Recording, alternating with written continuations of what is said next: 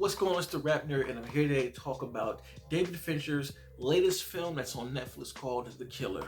The story follows Michael Fassbender's character, who plays the killer, and that's all we know about him. We don't know his name or anything. That goes on an international journey of bloodshed.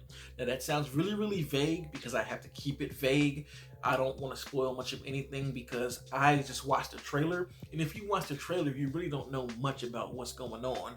And part of the not knowing is what makes this movie so enjoyable for me, and I loved it, every minute of it, man. Don't read the synopsis though, because I read the synopsis and it kind of gives away a surprise at the beginning of the film, and that aspect that it gives me at the beginning is what made the movie so entertaining and made me latch in and buckle up for this ride of a film. If you've watched any David Fincher movie, you know he's a master at what he does. Same thing here, a master of atmosphere, sound design, cinematography. The lighting is all beautiful. Like, his cinematography is what I would like to call sterile. You know what I mean? Like, you ever seen like an apartment or a house, in the kitchen is super modern with the blacks, the gunmetal, the steel, and all of these different appliances that may look modern and sleek. That's what his cinematography here is, and it always has been, but even more here. There's just so many subtle shots in this film that equate to what I was saying. Like, a few in particular that I really like is when the killer's on a plane and the whole frame is of the people sitting, and you see the seats, and that's all you see. Like, it might be like blue headrest, and you'll see the killer's glasses kind of peeking over as the camera zooms in. Sometimes it'll be over top, sometimes it'll be through the side, and it's just a lot of small things like that.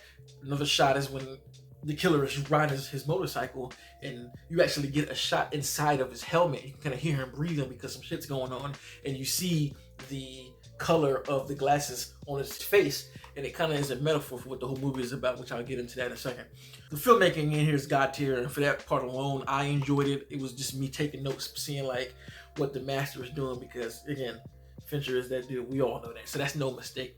So Michael's performance in the film as the killer was fantastic. It's so straight edge, and again, to match the cinematography, it's just very sterile, very sleek. You fully buy him being this killer, and he doesn't even talk much in this movie. Like, he does monologue throughout the film, but as far as him speaking to the camera or other characters, it's not a lot of it. So he has to sell things with just his face mannerisms or just his body movements, and he sells it so well that you fully buy that he is this killer. He just looks like a dude that is off. As he goes through the monologue, you understand how off you have to be to do this job because of the way he's describing it. Like, the movie almost feels like it's a memoir or like some type of audio journal to folks who want to get in this career path or something. The way he describes things feels like a manual or like a how to become this shell of a person to do the job. He did that brilliantly in those monologues, and like I said, the body performance to match.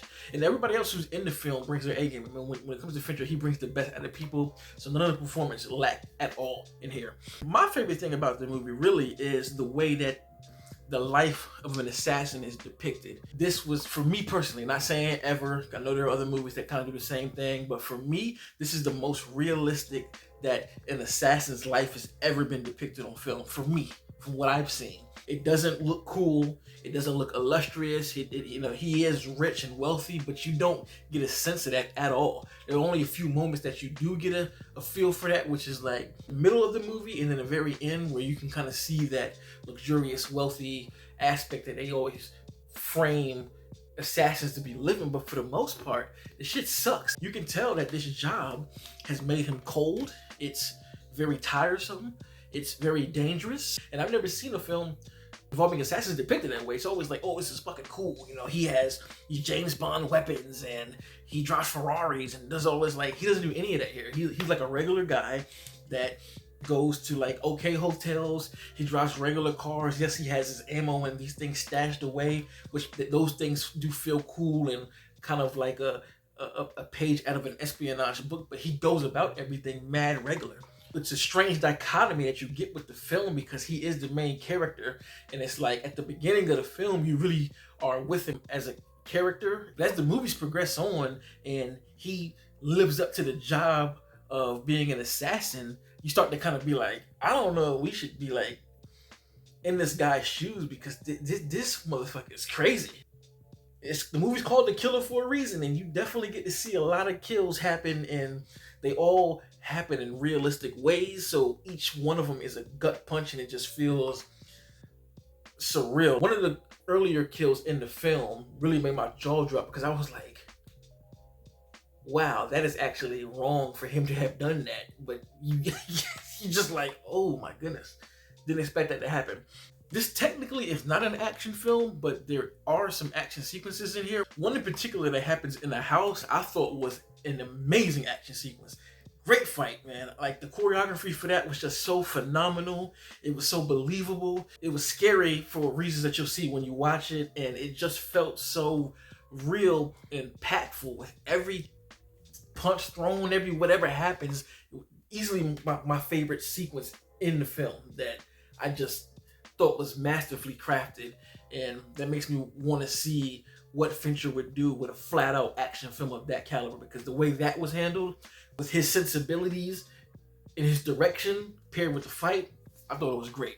And it feels like an espionage film with the many places you go. I mean, we're talking about the Dominican Republic, we're talking about Paris, New York. We're traveling all across the world, and I really love world traveling movies. Just always been my thing. It's one of the reasons why I like espionage films. The score was good.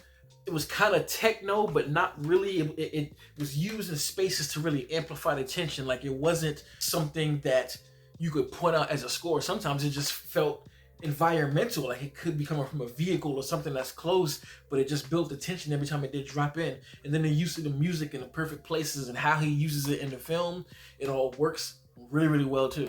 And like I said earlier, I think that this film is the metaphor for people who create false realities for themselves to believe what they want to believe and give credence to what they want to believe by just making some shit up. Because the entire time in the movie, and as you see in the trailer, he keeps saying, keep your eyes focused on the job. Don't show empathy. Empathy makes you weak. He has other moments in his monologue where he kind of talks himself through things about people being bad. And he even has a whole get up in the beginning of the film where he's like, you know, there are 7 billion people on Earth, and every second a certain amount of people are born while people die. So what I do has no big impact of, you know, in the effect of the population on Earth. And to me, that's just another way to bullshit yourself, to believe your own bullshit, to make it seem like what you're doing is okay. We get a lot of that throughout the film where it's just like, he does these horrendous things, but then he's telling himself, this is just part of the job, it's not personal, and something came to my doorstep, so I gotta handle it. And I'm like, it's not, that's false. You don't have to do this. Like,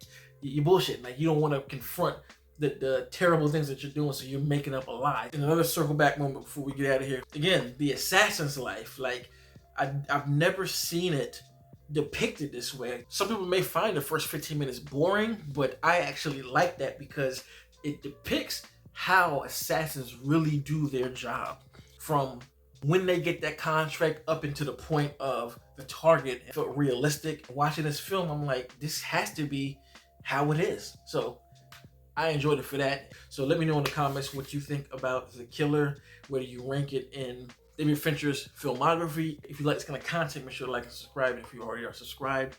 Thank you, and until next time, peace. RapNerd Productions, no capping, that's word to mommy.